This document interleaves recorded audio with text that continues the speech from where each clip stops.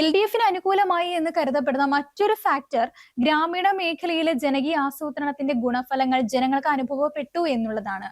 അത് പ്രധാനമായിട്ടും ഇടത് കാഴ്ചപ്പാടിന്റെ നേട്ടമാണെന്നാണ് സ്ഥാപിക്കാൻ അത് പ്രധാനമായും ഇടത് കാഴ്ചപ്പാടിന്റെ നേട്ടമാണെന്ന് സ്ഥാപിക്കാൻ ഇടത് മുന്നണിക്ക് ആവുകയും ചെയ്തു. മറ്റൊരു വലിയ ഫാക്ടർ എന്ന് പറഞ്ഞാൽ UDFിനുള്ളിലെ ആഭ്യന്തര കലഹമായിരുന്നു.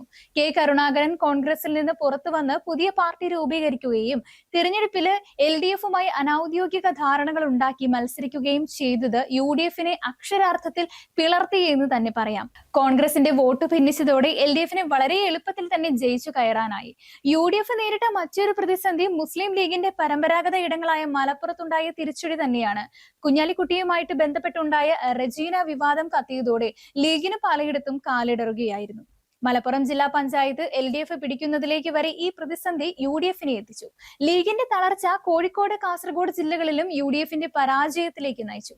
തദ്ദേശ സ്വയംഭരണ തെരഞ്ഞെടുപ്പിലെ വിജയം അടുത്ത 2006 നിയമസഭാ തെരഞ്ഞെടുപ്പിലും LDF തുടർന്നിരുന്നു. 140 സീറ്റിൽ 98 സീറ്റും നേടി VS സർക്കാർ അധികാരത്തിൽ വന്നു.